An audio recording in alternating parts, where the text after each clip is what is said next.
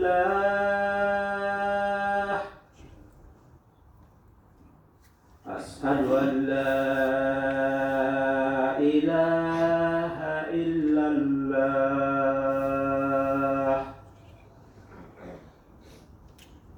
أشهد أن محمدا رسول الله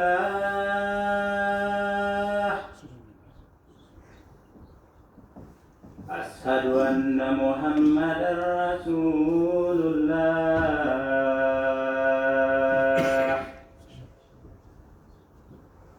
حي على الصلاة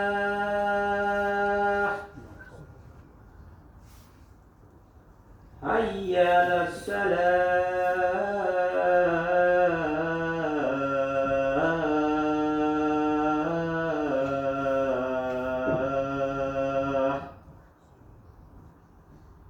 حي على الفلاح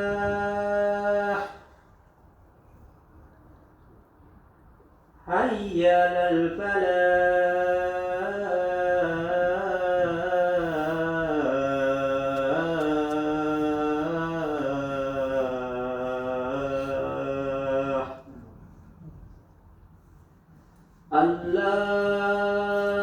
الله أكبر الله أكبر لا إله إلا الله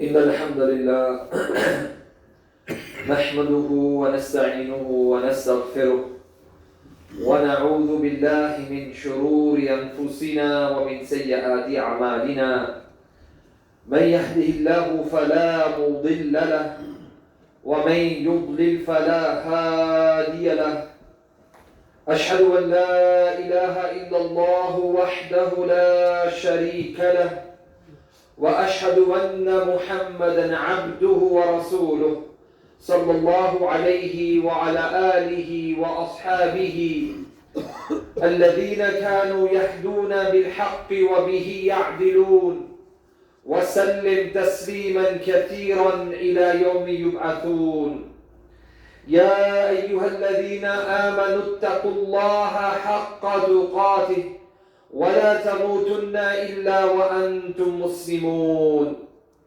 يا أيها الناس اتقوا ربكم الذي خلقكم من نفس واحدة وخلق منها زوجها وبث منهما رجالا كثيرا ونساء واتقوا الله الذي تساءلون به والأرحام إن الله كان عليكم رقيبا يا أيها الذين آمنوا اتقوا الله وقولوا قولا سديدا يصلح لكم أعمالكم ويغفر لكم ذنوبكم ومن يطع الله ورسوله فقد فاز فوزا عظيما أما بعد فإن أصدق الحديث كتاب الله وخير الهدي هدي محمد صلى الله عليه وسلم وشر الأمور محدثاتها وكل محدثة بدعة وكل بدعة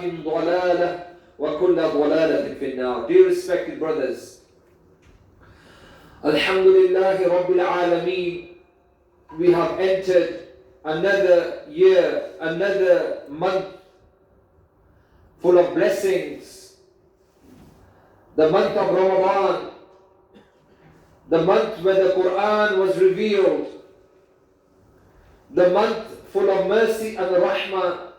Allah subhanahu wa ta'ala has given us the tawfiq to be alive in this month where the Messenger sallallahu alayhi wa sallam mentioned, إِذَا دَخَلَ رَمَضَانَ, when the month of Ramadan enters, فُتِحَتْ أَبْوَابُ السَّمَاءِ, the gates of Jannah are open, وَغُلِّقَتْ أَبْوَابُ جَهَنَّمْ, and the gates of Jahannam are closed.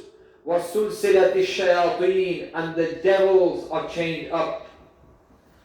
Allah subhanahu wa ta'ala has given us the tawfiq to be able to fast, to be alive, to be of those people who it has been prescribed upon to fast, like those before us, where Allah subhanahu wa ta'ala mentions كُتِبَ عَلَيْكُمُ الصِّيَامُ كَمَا كُتِبَ عَلَى الَّذِينَ مِنْ قَبْلِكُمْ لَعَلَّكُمْ تَتَّقُونَ, that fasting has been prescribed upon you, like those nations and people before us, the Jews and the Christians as well.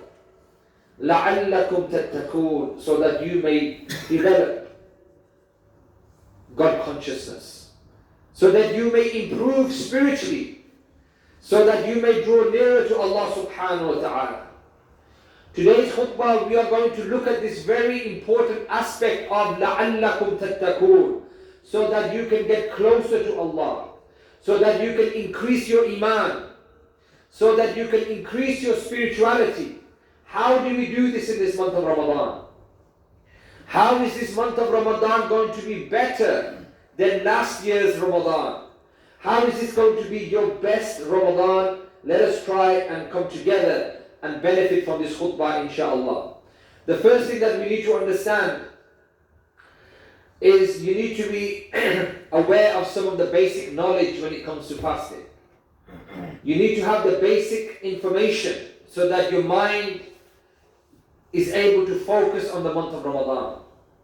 And from some of the basic knowledge that we have, that the Quran and Sunnah teaches us, is when it comes to fasting, there are 5 types of people from the Muslims who fasting is obligatory upon, and it is haram if you do not fast. From the first category is that you must be a Muslim. Very important. Even if a non-Muslim wants to share the solidarity with you in this month of Ramadan, and they choose to fast 1 day or 2 days in the month of Ramadan with you, like some of your work colleagues or some people who may be your friends, they will not get the reward. This reward or this obligation is obligatory and mandatory on you as a Muslim. So that's the first. As a Muslim, it is obligatory upon you to fast. The second is if you have attained the age of puberty. If your children have attained the age 13, 12, 13 or thereabout, and they have transitioned from childhood to adulthood, then it is fard upon them to be also fasting. Some of the narrations mention that the Sahaba radiallahu ta'ala anhum ajma'een, they used to inculcate into their youngsters the importance of fasting, even before the age of puberty, by making them fast in the morning. And then when they were 9 or 8 and they began to feel the pangs of hunger, they used to make them play and preoccupy them with other things so that they would forget about food. So the second condition is that you must be a person who has attained the age of puberty. The third is physically. You must be sound, you must be healthy, you must be in a position where you are able to fast. That's the third condition. If you are physically healthy, then you have to fast. This is obligatory. The fourth condition is you also have to be mentally as well. Have the mental faculty of knowing what you are doing. If you are not mentally in the right place, you are not mentally well, then you do not have to fast. Like the scholars mentioned, the pen is lifted from 3 types of people. When you are sleeping, when you are a person who hasn't attained puberty yet, and when you are not mentally right, when you do not know what you're doing. So the fourth condition is mentally. If you know what you are doing, like many of you here are, mashallah, then fasting is mandatory upon you. And the fifth condition is that you are a person who is a resident. You are not traveling. Like many of you are based in Ashton. Then these 5 conditions necessitate that fasting is a mandatory upon you, and it is haram if you are not fasting now. But the Sharia also legislates for us 4 types of people who, because of this situation, they don't have to fast and they don't have to give any fidya. Fidya means what? Fidya means that you give food to the poor person for one day to give them enough provision, nutrition for one day. So these 4 types of people who are given a concession, who are given a rukhsah, do not have to fast, but they have to make them up later. Who are these 4? The first is a woman who is on her menses. If her monthly cycle starts in this time of the year, she doesn't have to fast. In fact, it is haram for her to fast, and she can make it up later. She doesn't have to give any fidya because she is going to make it up later. The second is the woman who has postnatal bleeding. She has come out of pregnancy and she has postnatal bleeding. She also does not have to give any fidya, and also she can make up that fast. The third person is the traveler. If you have to travel now, you have to go to Pakistan, you have to go abroad, wherever, you are considered a traveler again. You don't have to give any fidya, but you have to make up the fast towards the end of the year before the next Ramadan. And the last one is if you are sick. It's an acute illness. It's a short-term illness. You have really bad sickness for a day or two, then you can make up the fasting later on. You are exempt. The Sharia allows you. So let me reiterate again, these 4 people or 4 conditions are for those people who don't have to give any fidya, but you can make it up later. As for the final group who have to give fidya and you are not obligated to fast at all, you are not obligated to make it up later as well, are 2 types of people. One of those who are very old and weak, a person who's in their 70s and 80s or even 90s, and it is detrimental to their health to partake in fasting. The Sharia allows you the option, or it's mandatory for you not to fast because it's going to be detrimental to your health. In this situation, all you do is give fidya. In this situation, you don't fast, but you have to give fidya. You have to pay towards one person who is going to be having a food, and normally it's about 5 to 6 pounds a day. That's the first. The second is a person who has chronic illness, not short-term illness, chronic illness. Something that is with them for life. Even if you are 20 years of age, 30 years of age, 40 years of age, if you abstain from eating or drinking for 4 or 5 hours and it may affect you medically, then the Sharia allows you to give fidya and you are exempt. So I want you to begin the khutbah by talking about these particular categories so you are aware as a Muslim that it is mandatory if you fall into the first 5 categories. The 4 categories that I mentioned, you don't have to give fidya, but you can make them up later. And the last category, which consists of 2 types of people, you don't have to fast, you just give fidya, and this is enough. So now let us look at this important concept of لَعَلَّكُمْ تَتَّقُونَ, about gaining nearness to Allah subhanahu wa ta'ala. Allah subhanahu wa ta'ala wants you to increase your spirituality. Fasting is not just about abstaining from food and water. So how do you approach the month of Ramadan? How do you even approach the morning, suhoor time? The Messenger sallallahu alayhi wa sallam mentioned, مَنْ لَمْ يَبَيِّتُ الصِّيَامِ قَبْلَ الْفَجْرِ فَلَا صِيَامَ لَهُ. The Messenger sallallahu alayhi wa sallam said, whoever does not make an intention before the Fajr prayer, before the Siyam is going to start, before the suhoor time, then your Siyam is not accepted. So the scholars mentioned you don't have to verbalize the niyyah, just in your heart. The night before, you make that intention that tomorrow I will fast. This is something that the religion requires from you. So when it comes to the month of Ramadan, the mandatory fasting, the obligatory, you have to make sure you have an intention in your heart that, Ya Allah, when I wake up in the morning, I am going to fast. And this is only for the fara'id, for the month of Ramadan. If you choose to fast outside the month of Ramadan, nawafil fasting, then this intention, it is not mandatory.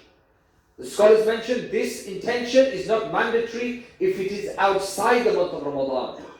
But in the month of Ramadan, your fasting, which is mandatory, which is fard, you have to make that intention in your heart, and you have to say, tomorrow I will be fasting for the sake of Allah subhanahu wa ta'ala, and then you do this before Fajr. So what are some of the tips to maximize your fasting? I will talk about 3 tips, inshallah, before we conclude today's khutbah. The first important tip is to make this Ramadan the best Ramadan, better than any other Ramadan, is to make sure that you do not allow this phone to be controlling you in this month of Ramadan. And wallahi, as every year passes, as every month passes, this phone here is taking away, stealing your time. So you have no time left between you and Allah, no time left between you and the Quran, no time left between you and dhikr. All you are doing is wasting your time scrolling, watching videos, watching YouTube, TikTok, Instagram, Facebook. Even if it is Islamic content, Allah does not want you to binge watch TikTok videos. Allah does not want you to binge watch YouTube videos. Allah wants you to draw nearer to Him. And the best way to draw nearer is to open up the Mus'haf, open up the Quran, and begin to read the Quran, and have with you a tafsir in a language that you understand. If you do not understand the Arabic language, make sure you have a tafsir in the Urdu language, in the English language, or any language that you understand, so that you know what your Lord Allah subhanahu wa ta'ala is saying. So that it comes to life the day of judgment. So you understand from the greater scheme of things your purpose in life, where you are going, what the grave is going to tell you, what your life in the grave is going to be like, what the akhirah is going to be like. If you do not connect with the Quran, then how are you going to understand all of this? Qimatul waqt is very important. The Allah subhanahu wa ta'ala mentions in the Quran, اقترب للناس حسابهم وهم في غفلة معرضون, that the day of reckoning is getting closer and closer and closer, yet mankind is ghafil, they are preoccupied, they are taken advantage of by social media, by entertainment, their mind is preoccupied. Do not be of those people who allow shaitan, with the habits that he has built into us for 11 months, to use this month by connecting more to this phone here. Put this phone away. Deactivate your apps.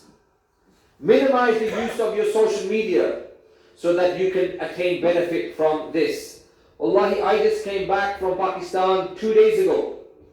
And the night before we were about to fly back here, there was an earthquake in Islamabad that was felt from Islamabad, Peshawar, to India, to Afghanistan. And I'm telling you, for a person who is not used to earthquakes, it really shocks you. The local people who come running out screaming. I was with a particular family, and the mother actually left her 6-month-old child, and she ran outside. And I had to get the child and bring the child outside. Obviously, we British were very health and safety conscious, aren't we? So everyone's running outside, and I see this child there. So I pick the child up and I bring the child with me. Look at this nafsi. Imagine the day of judgment, the big earthquake. إذا زلزلت الأرض زلزالها وأخرجت الأرض أثقالها وقال الإنسان ما لها يومئذ تحدث أخبارها بأن ربك أوحى لها. The mother of all earthquakes will take place on the day of judgment, when everything will come out from the earth. The earth will speak because Allah will make it speak. The earth will say, gambling took place here, shirk took place here, murder took place here, zina took place there. How are we going to face Allah subhanahu wa ta'ala on that day? يَوْمَ يَفِرُّ الْمَرْءُ مِنْ أَخِيهِ وَأُمِّهِ وَأَبِيهِ وَصَاحِبَتِهِ وَبَنِيهِ. The day when a man will run from his brother, وَأُمِّهِ وَأَبِيهِ, from his father and his mother, وَصَاحِبَتِهِ وَبَنِيهِ, from his children and his wife. How are we going to prepare for that day? So we need to make sure that we use the month of Ramadan to come off these phones so that spiritually you can prepare yourself so you have enough good deeds on the Day of Judgment when the hisab is done. The second point I want to mention is making sure that we are spiritually working on our nafs, on our spirituality. Tazkiyatun nafs. Fasting isn't about abstaining from food and water. The Messenger sallallahu alayhi wa sallam said, "Man lam yada' qawl az-zuri wala amala bih." Whoever doesn't abstain from vanity or vain talk and doesn't act upon it, Allah is not going to have their fast accepted. Allah does not want you to abstain from food and water. That's not the essence of fasting. The essence of fasting is to increase your spirituality. So you don't gossip, you don't backbite, you don't do these bad things. That is what Allah wants, the Messenger sallallahu alayhi wa sallam is saying. Allah doesn't want you, it's not a dieting competition where Allah is saying, okay, don't eat for 17, 18 hours so you can lose weight. That's not the essence of fasting. The essence of fasting is so that you control your mouth, you control your eyes, you control your ears, you control your hands. That is the essence of fasting. We ask Allah subhanahu wa ta'ala to allow us to understand the importance of this month of mercy, especially when Allah subhanahu wa ta'ala has given us the tawfiq to be alive to witness another month of Ramadan. Let us not be of those people who allows this month to pass us by without truly benefiting from it. أقول قولي هذا وأستغفر الله لي ولكم ولسائر المسلمين فاستغفروه إنه هو الغفور الرحيم.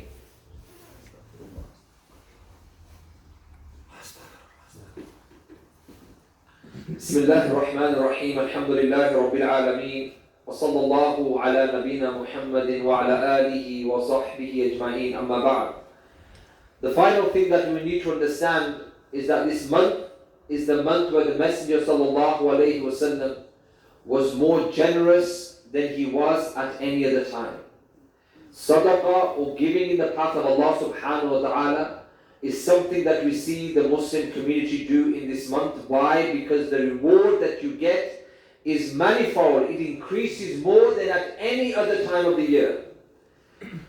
The Messenger sallallahu alayhi wa sallam mentioned, "As-sawmu junnatun," that fasting is like a shield.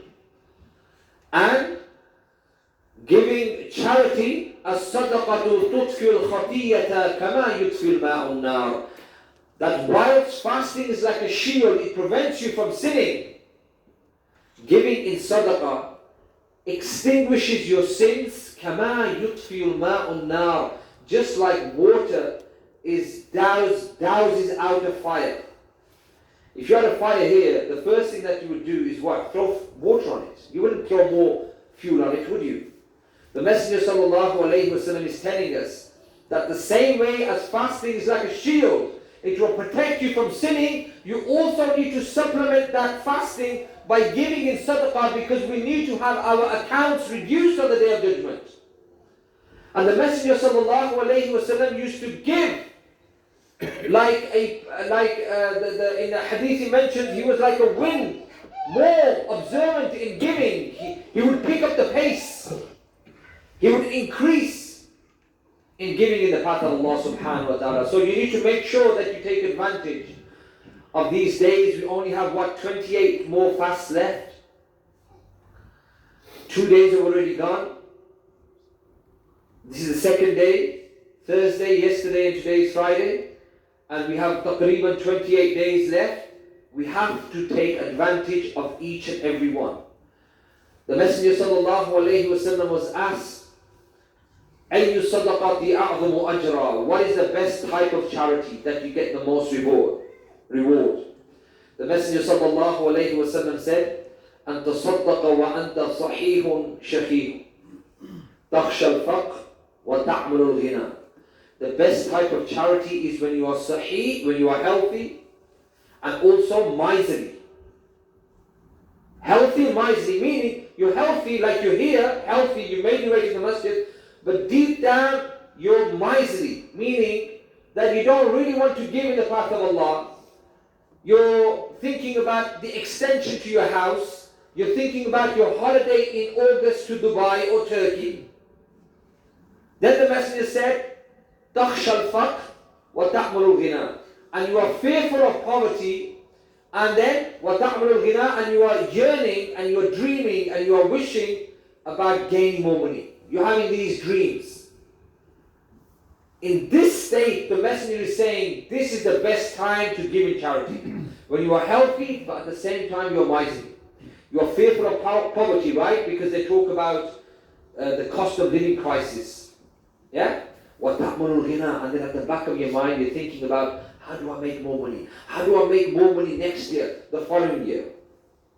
وَلَا تُمْهِلْ حَتَّى إِذَا بَلَغَتِ الْحُلْقُومِ. The Messenger said, give now, not when the death rattle is happening and your throat is going through the pangs of death. And then, قُلْتَ لِفُلَانٍ كَذَا وَلِفُلَانٍ كَذَا. And then you say, can you give to the masjid? Can you give to fulan charity? Can you give to fulan charity? وَقَدْ كَانَ لِفُلَانٍ. The Messenger said, it belongs to them anyway. Now it's too late. They will take it now because you're not going to take it with you. So the best time to give in charity is when you have these four situations, and also the month of Ramadan. This is a win-win situation for you all. A win-win situation for you all. So think about giving charity to whoever, wherever, however. Do not let these days pass you by. And I want to conclude with the hadith of our Nabi sallallahu alayhi wa sallam and Jibreel alayhi salam when he came down and he made a dua. And from the dua he said, من أدرك شهر رمضان ولم يغفر له دخل النار. That whoever observes the month of Ramadan, Jibreel made this dua, whoever observes the month of Ramadan ولم يغفر له, and he is not forgiven because he was too lazy, too procrastinating, he didn't give his best effort, and as a result Allah didn't forgive him, but دخل النار, he will enter the fire. And to this the Messenger said what? He said, Ameen.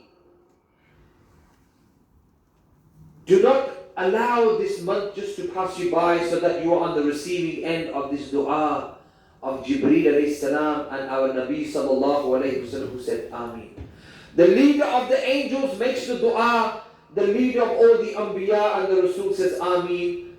Do you think that this dua is going to be rejected by Allah? Wallahi, no. It will be accepted by Allah.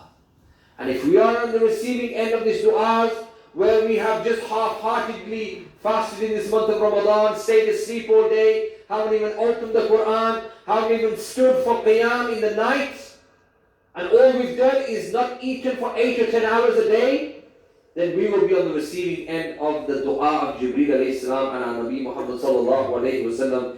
We ask Allah subhanahu wa ta'ala to make this Ramadan the best Ramadan for ourselves.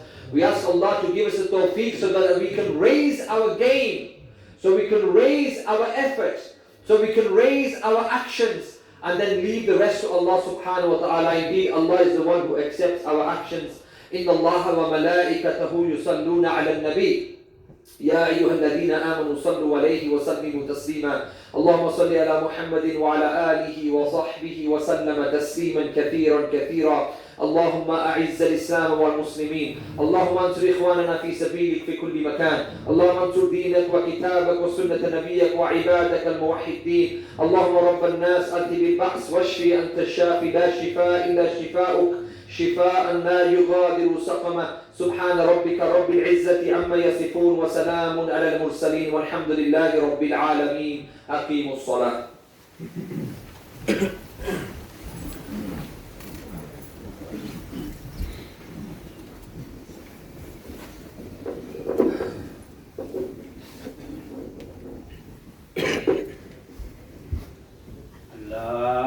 الله أكبر أشهد أن لا إله إلا الله وأشهد أن محمدا رسول الله.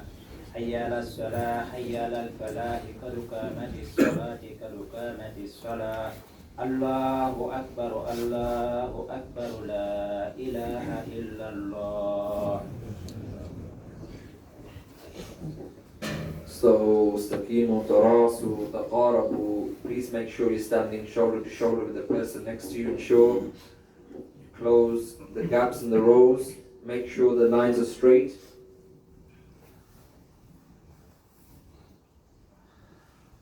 Allahu Akbar.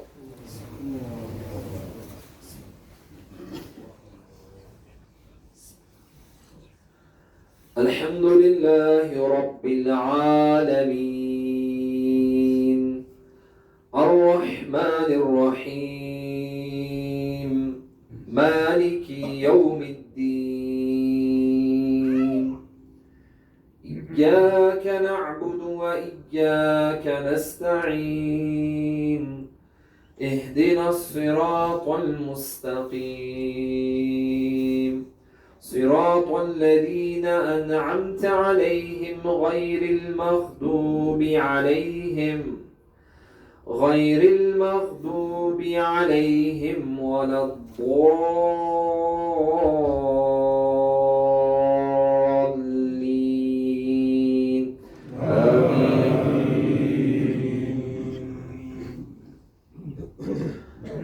قد أفلح من تزكى وذكر اسم ربه فصلى بل تؤثرون الحياة الدنيا والآخرة خير وأبقى إن هذا لفي الصحف الأولى صحف إبراهيم وموسى.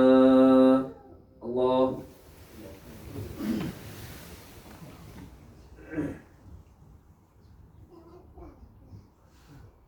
سمع الله لمن حمده. الله أكبر.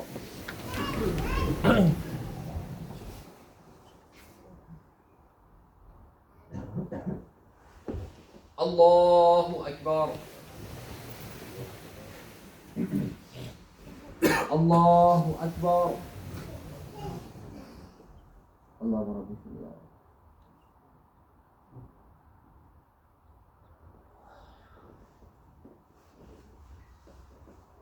الله أكبر. الحمد لله رب العالمين الرحمن الرحيم مالك يوم الدين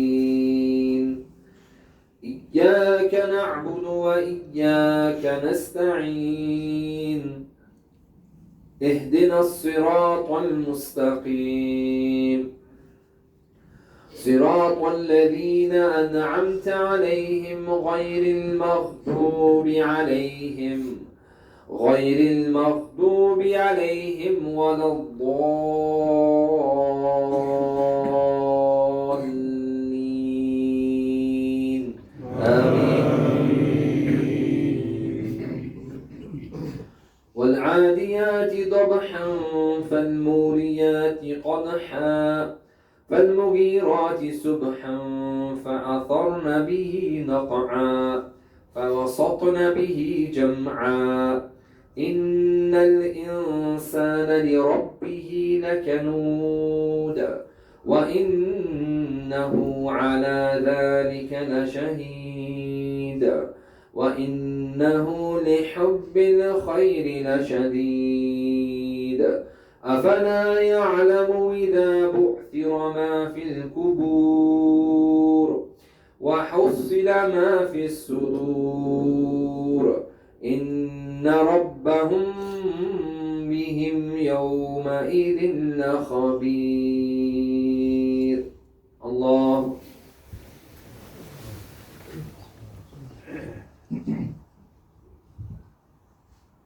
سمع الله لمن حمده. الله أكبر.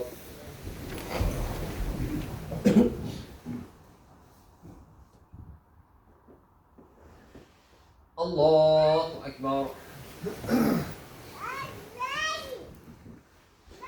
الله أكبر. الله أكبر.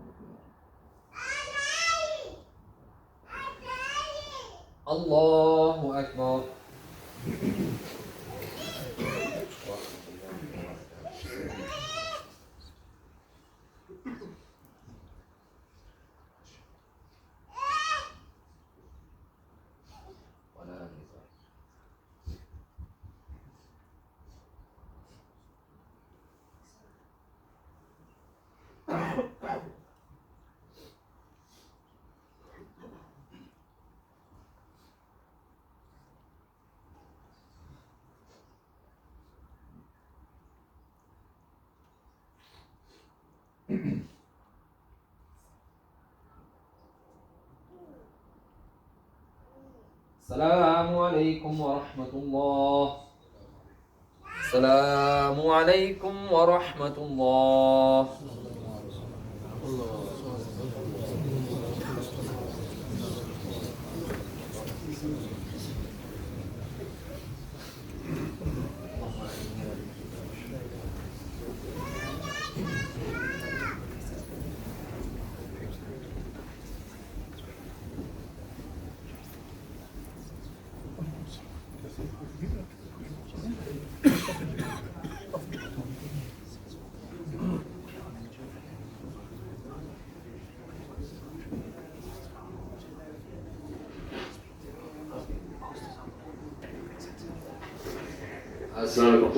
Next Friday, I've been told, is going to be a lecture here, 6:30.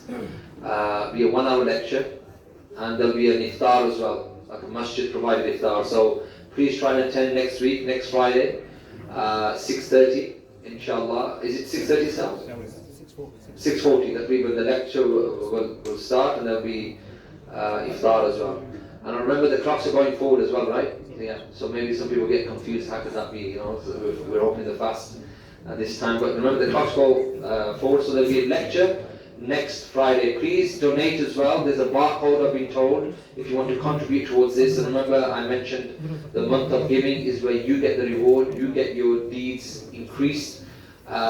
So please donate as well for this. Jazakumullah khair. Wassalamu alaikum.